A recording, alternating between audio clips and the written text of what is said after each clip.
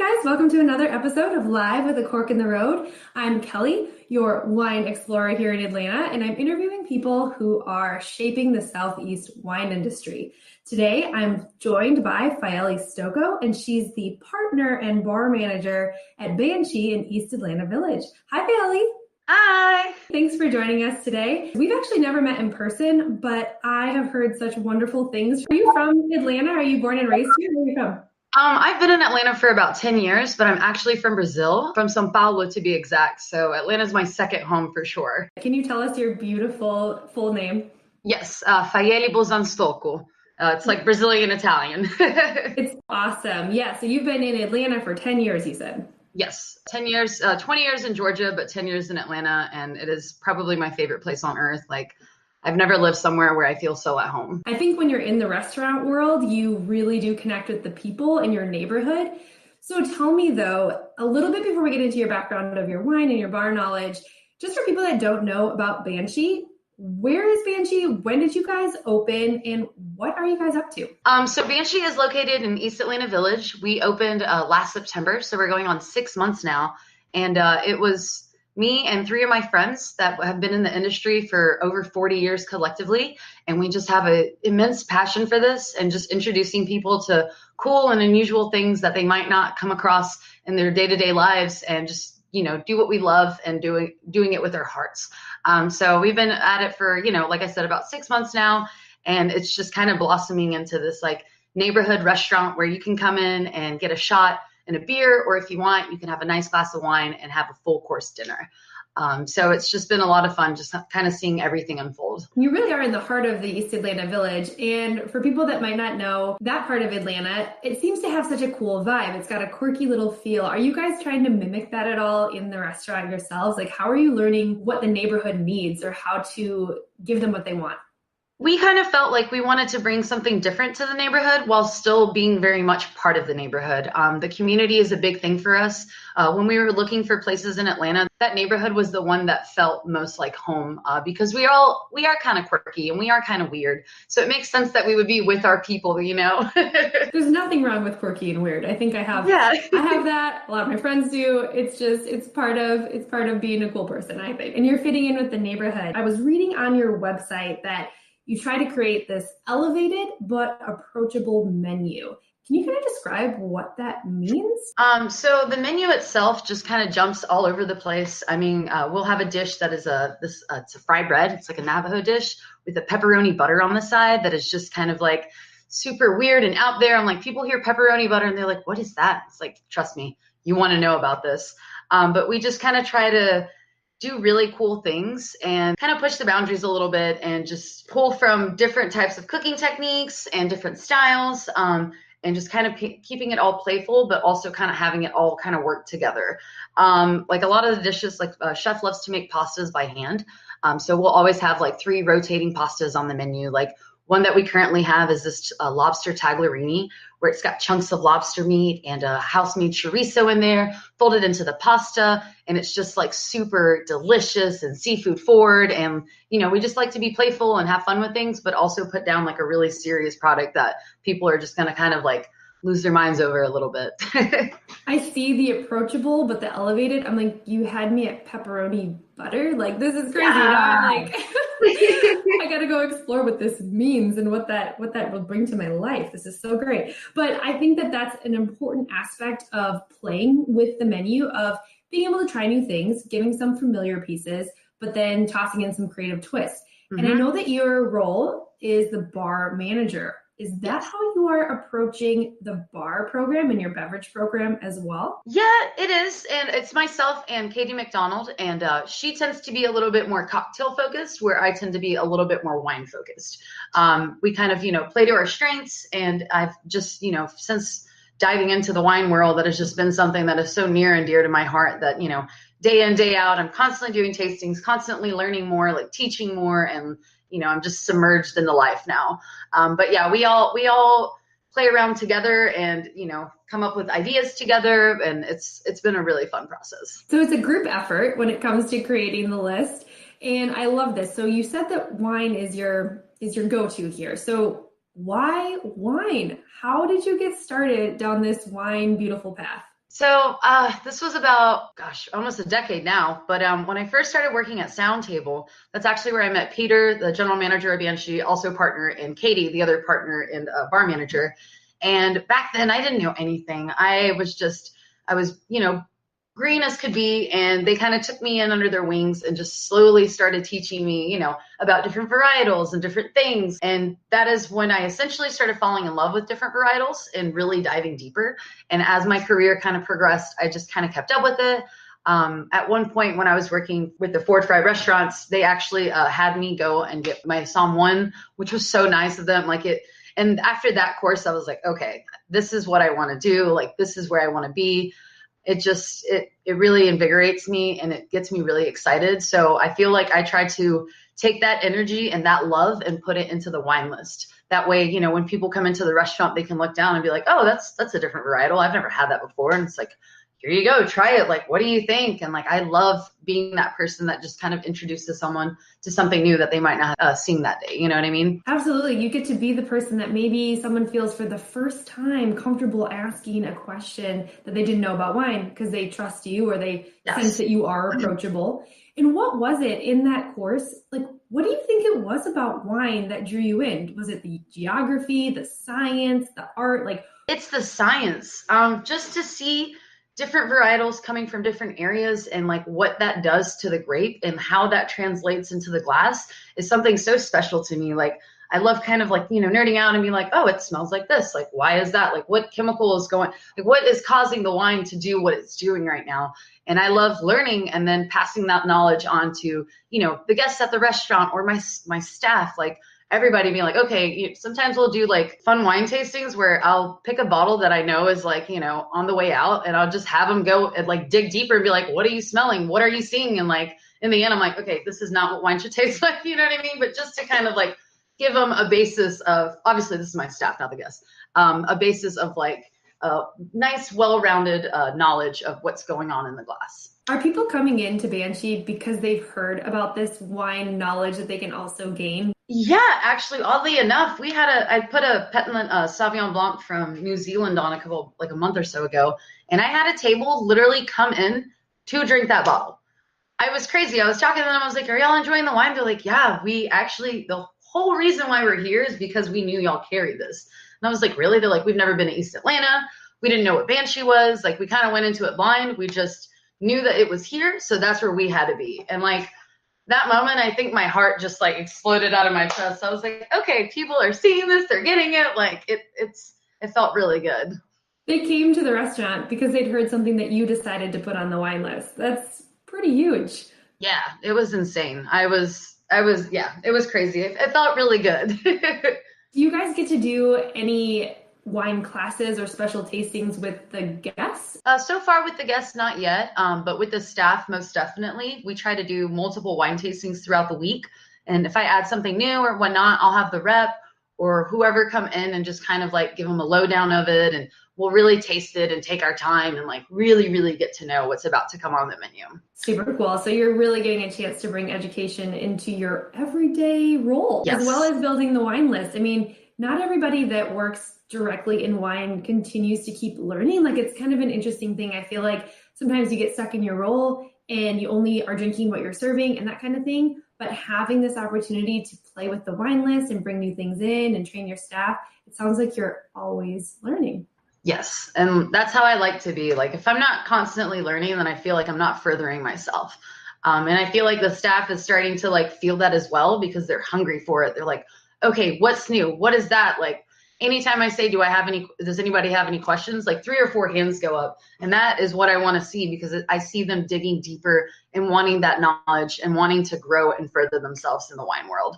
And a lot of our staff, when we first hired them, they weren't they weren't super knowledgeable in the wine field, but they were hungry for it. And they wanted to be there and learn. And just to see how far the staff itself has progressed is an immense accomplishment to me because I know that they're in it, they're learning, and they want to keep going with it. And that just makes me ultimately so, so happy. Like, when we first opened, we had about 10 or 11 wines on the list. Now we're about to hit 30 wines on the list within 6 months because we weren't sure how the neighborhood was going to receive it. We weren't sure if people were going to be that interested in it.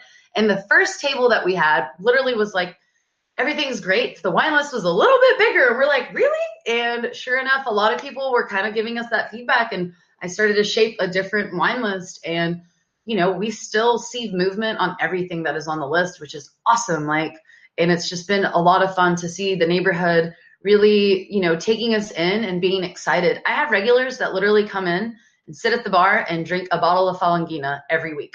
Like that is their thing. Sometimes they eat, sometimes they don't. Like it depends on what kind of mood they're in. But one thing that is always for sure, like the Falangina is on the bar. And it's great. It's awesome to have people that are like that. They love it as much as I do. They love it as much as we do. So this is really cool to hear, especially for a place in the Southeast. Like you guys are creating this kind of pocket of opportunities to try new wines. Do you think what does that mean for the Atlanta industry as a whole, that you're seeing that you can put 30 wines on a menu and you can move them because people are trying new things? Does that translate to kind of the Atlanta wine industry as a whole, or what are you seeing? I hope so. I mean, I definitely, and anytime I go out, I obviously look at their wine list just to see what's going on in different restaurants. And I'm starting to see that, obviously there's still kind of like the classical kind of wine list and whatnot, which are great. And there's a lot of fun things there. But I am seeing people kind of going like off the path a little bit and kind of, trying new things and looking at varietals that might not have been so popular 10 years ago and like putting that, giving that a platform. And I do feel like Atlanta is definitely growing in that way, which is awesome. Like it makes me really happy.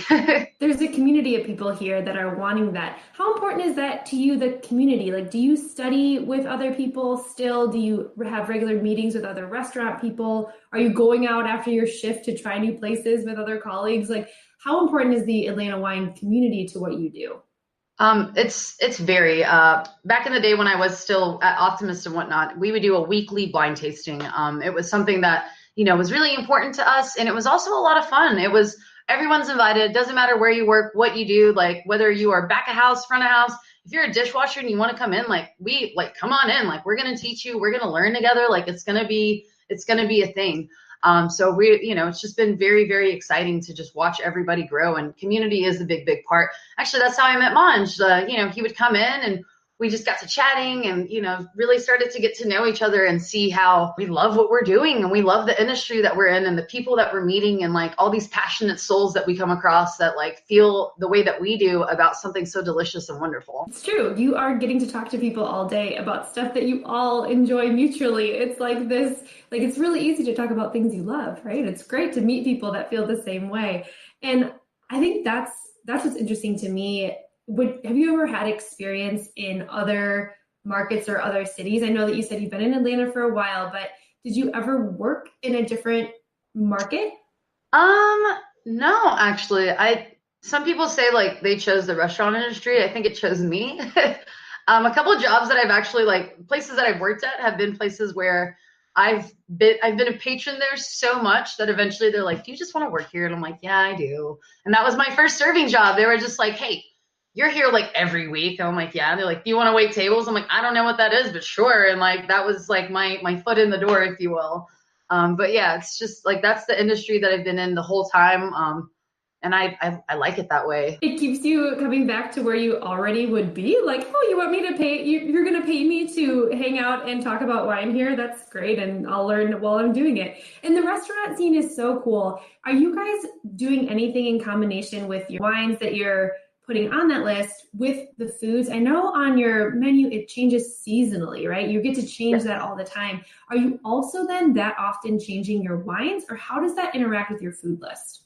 So usually I would just go up to chef and be like, "Hey chef, what's going on the menu next week?" Or, what are you kind of thinking of? And he'll just kind of give me like a loose, like, "Okay, we're going to be adding this new pork ossobuco dish on, and it's going to have a Szechuan glaze on it with fermented black bean sauce. And like, it's going to be robust and spicy." And I'm like, "Okay, so I need something with a little bit more, like a little bit of residual sugar in there to kind of cut that spice." And like, that's kind of how I play with it. I'll be like, "All right, what's new? That's new." And then I'll kind of look over and be like, "All right, this is coming on now." And we're just kind of been playing along like that. And, Georgia has really weird weather. So kind of playing it with the seasons doesn't always work. So I just try to like follow what he's doing. And then if I find something really cool and unusual that I feel like has a place in the menu, then I'm like, all right, that's going on. Has it ever gone the other way around where, let's say, you're at a trade show or you're at an event with a distributor, a friend of yours, or a contact, and you hear about this wine? Okay, so like this wine just catches your eye and you're like, I need to have that. Have you ever gone up to your chef and been like, we need to make a food item that would go beautifully with this? Has that ever happened? Actually that hasn't happened. He is such an amazing person, and like the things that he creates are so wonderful that I don't think I'd ever be like, hey, what about this?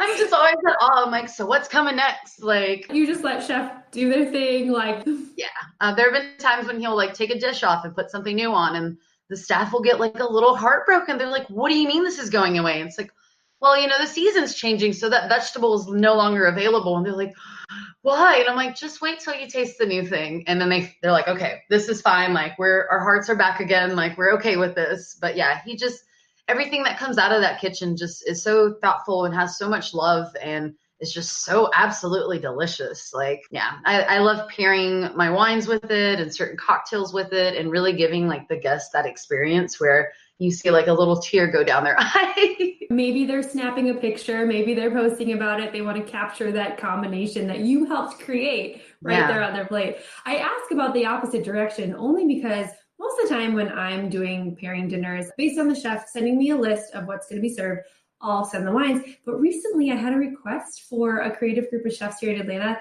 that were like, Kelly, I want you to send me wines that you just dream of serving to people. We're going to make a menu. And they just did. And it's coming up later this year. But I was like, I have never heard of that happening. So now I'm searching for restaurants where this happens the other direction because it's never happened to me before. That sounds amazing though. Like kind of building it from the back end. And that's super cool. See, and I always thought that was like, I thought that would be just so different and maybe a little bit more difficult, but they're really down with it. So here I am getting to pick whatever wines I want. And I think it's really cool that you have such a close relationship and a mutual respect of the chef to the beverage program at your restaurant. I know that you guys are all partners, but you definitely said that you guys have worked together in the past. So how did this idea come up that you all wanted to partner on a new restaurant? After Sound Table, Peter, Katie, and myself, we all went separate ways, but still kept really, really tight friendships. And along that journey, Peter started working at King and Duke with Nolan Wynn. And Nolan was the sous chef there, and Peter was the AGM. And, throughout their careers together, they would always joke, like, one of these days we're going to get together and we're going to do this thing. And Peter, Katie, and myself, and we would always chat, like, one of these days we're going to do this. It's going to happen. And I think 2 years ago when we came back from vacation, we were just like really zhuzhed up. We're like, all right, it's happening. And Peter picked up the phone and called Nolan. And within a week, we were already looking at locations and like starting to conceptualize and be like, okay, what are we doing and why are we doing this? And the whole reason is, we've been in this industry for so long. We love it so much. We love what we do. We love making people happy. And we felt like it was time for us to do this for ourselves, to create our little home and, do it because why not, and it was time. So that's also why we named it Banshee, because it was like, it's time to do this now. It's been a lot of fun. We've really gotten to know each other better in like different ways. And it's just great to see the whole creative process come together. And it sounds like you have such a good, like, collaborative atmosphere with this. But okay, so here's the thing. Working at a restaurant is not always easy. You have long hours, you have to deal with customers who might not always go, 100% happy, all these things that happen. So tell me what your most challenging part of working the wine program in a restaurant is like for you. I guess, honestly, the most challenging for me has just been, I guess one thing that I've learned is that organization is key. And in the beginning, I would just have like a whole pile of different tastings that I went to and all these loose pieces of paper, and I would somehow try to put it all together. And like, I remember I actually found this little Post-it note from a while back, and it literally said, organize your wine with like 10 exclamation points. And I have my little folder, like everything is like in categories, like this is for the future, this is me, you know what I mean? Like, and that was something that was like a big learning lesson for me, was that, if you have everything organized and you are able to just be like, oh, I need this to fill this position. Oh, I can just find it right here, and just kind of staying ahead of the curve. So that was like, I guess, one of my challenging moments was just realizing, I need to get organized so I can be as successful as possible in my venture. It really is the business side of it then, it sounds like. It sounds like that, keeping organized so then you can have the right orders at the right time. And something that I wonder how often this comes up for you just working in the wine industry. I don't know. For me, I hear this question all the time when I'm doing tastings or private events. People ask me, should I pay attention to the price of a wine? How much does the price matter when it comes to quality? I hear this question a lot. And I have my own answer, but I'm just so curious because you are more in it from a business aspect and running your restaurant and having an inventory. What are your thoughts on just price points in wine and how a consumer and a customer can navigate that landscape? I think with the price point, it's definitely the perceived value for the guest experience is what I feel like. Because, a lot of times a guest will come in, and at first we were hesitant to put a glass at $12 in East Atlanta Village. Because sometimes, that's something that had not been happening before. And we thought that would be kind of abrasive. But now we have several glasses where people don't even think twice. We have a Chenin Blanc where they're like, oh, yeah, that's fine. Like, I'll just have that glass. And I think it's the perceived value of, they have something in their glass where they feel is genuinely delicious. And they know that they're getting their money's worth, I guess. That's one thing that thankfully we've never had an issue with, where somebody is like, I feel like I'm not getting the worth of, or I guess the value of this. Like, we have a champagne on and it actually moves pretty well considering the fact that it's, a champagne and we're in the middle of the village, but people are interested in that and they'll see like similar, varietals or regions where they're familiar with and they know the value of that region, and they're totally okay with spending a little bit more money because they know, I guess I'm thankful that I have these guests, but they know that, this is something wonderful that they should partake in. And yeah, that's just been something that I guess we haven't really dealt with too many people not seeing the perceived value, which has been great. So you're able to match it. And that sounds like that's the key, is matching the perceived value with the actual receiving end of what the value is. So that's excellent work on your part from the bar management side. And I think for me too, I'm always curious how you are finding your wines. Like, in your role, is it really what comes in from the distributors, or are you actively seeking wines as well?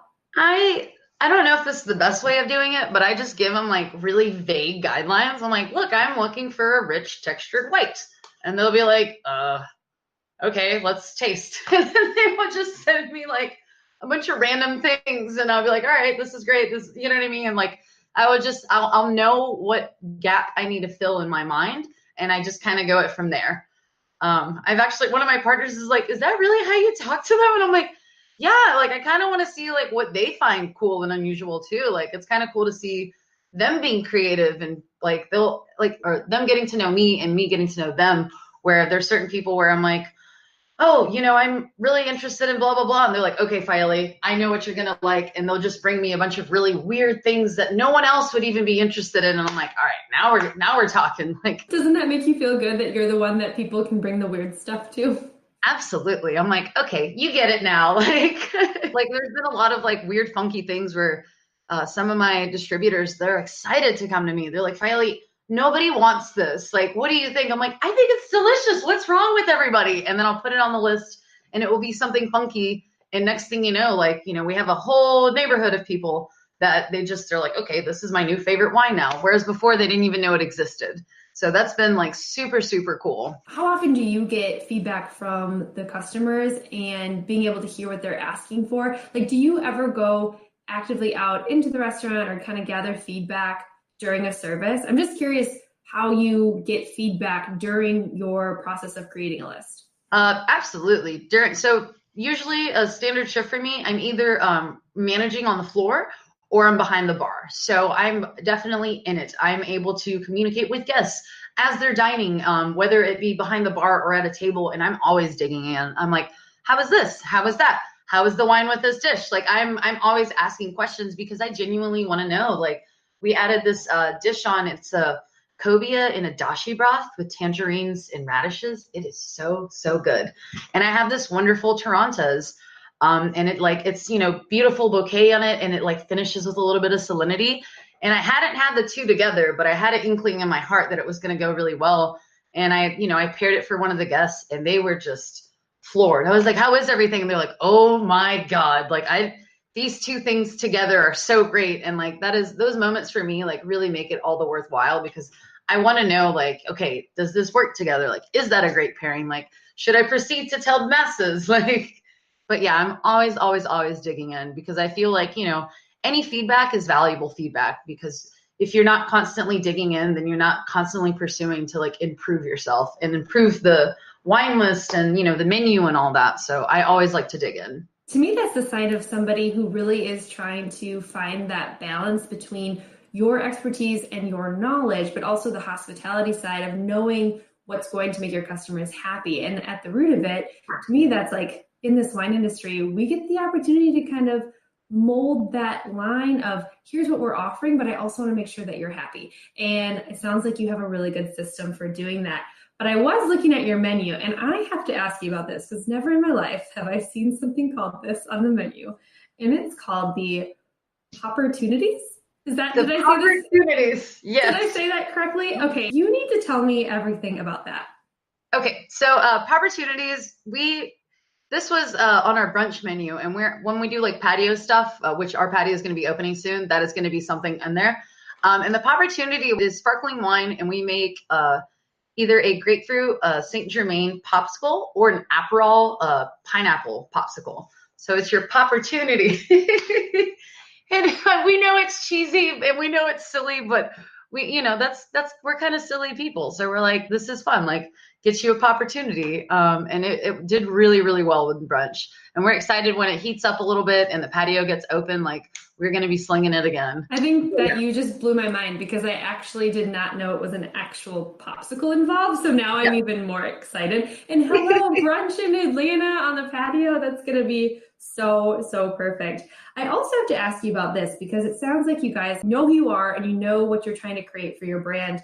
And I saw this tagline, and it might be even a sign in your restaurant, but it says, enjoy yourself. It's later than you think. Can you elaborate on this motto that you guys are displaying? Yes. So that is kind of like, that is what we stand for. You never know if today might be your last. So you just like, we always feel like live life to the fullest.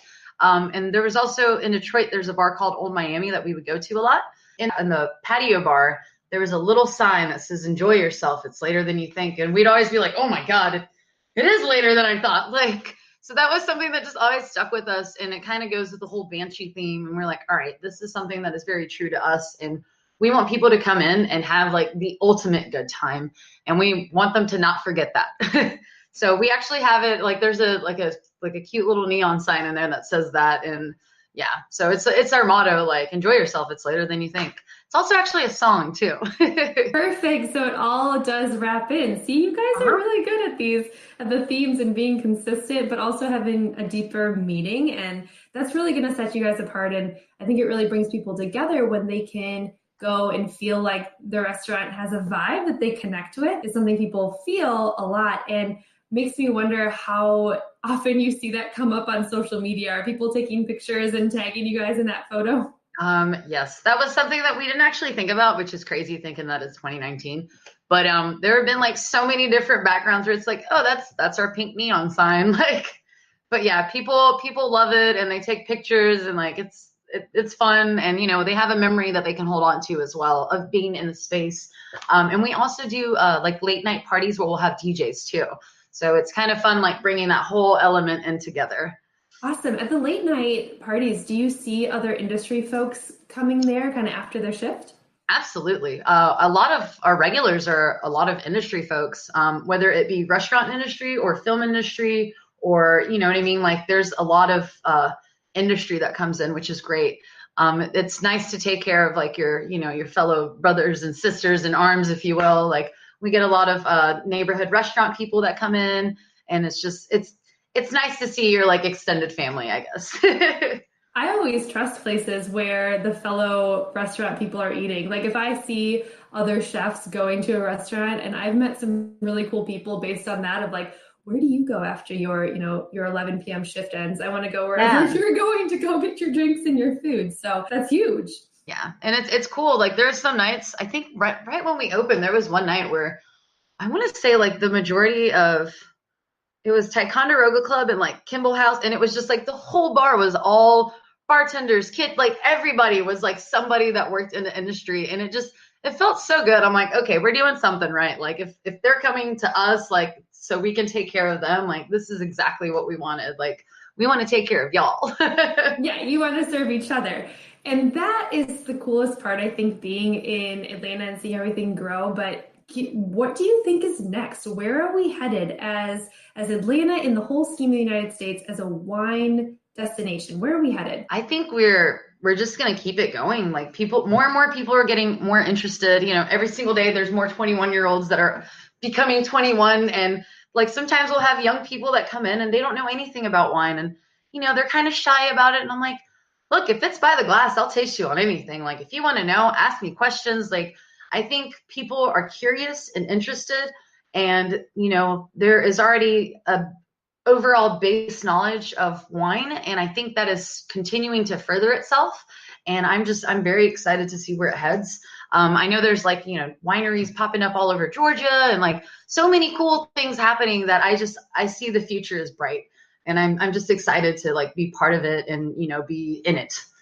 You are not only in it, you are driving it, my friend. You are driving it. You're letting people explore. I love that you said like the 21-year-olds coming in. So not only getting, deeper in education, but also maybe starting a little sooner and feeling that they can go and explore wine. Not too soon, 21, but going to then explore wine after they're 21. And sometimes you can be the one to inspire people to do that and bring a younger crowd into maybe even the industry setting. So where can people find out more about Banshee? I know you guys have your website. I'll link to it in the video. Yeah. And what about social media? How active are you guys on there? We are very active. We have a Instagram page that is we have a food Instagram page that does like food and cocktails, and then we have our late night, so we keep it kind of separated. And then we are also on Facebook as well. Perfect. So you can post things on there and people can check out the new menu items and any events you guys have going on. Well, you certainly create a neighborhood spot. You are a destination for folks not only outside of East Atlanta Village, but Decatur, Atlanta, downtown. I think you guys got it going, and I'm so thankful for your time. One last question that I ask everybody on here, because you are so admired for what you do in wine. What's your go-to right now? What are you liking? Oh, go-to right now? I don't know. Antica Carpano on the rocks. This is good. Yeah, that or like a glass of Toronto's. That's like what I would enjoy at home. Yeah, I don't know why. Like vermouth is one of my favorite things on earth, and like that is usually what I just sip on by itself. I love how detailed yet non-hesitation that was. That was so perfect. That was I can just picture you now at home after your long day enjoying that beverage. So you just keep doing what you're doing. I think you're going to see so many folks coming in and appreciating your menu and the combination with food and the atmosphere you guys provide. So everybody go check out Banshee in East Atlanta Village. And thank you so much for your time today, Faielle. Thank you so much for having me. This was so much fun. You're the best. Cheers. Cheers. Bye-bye.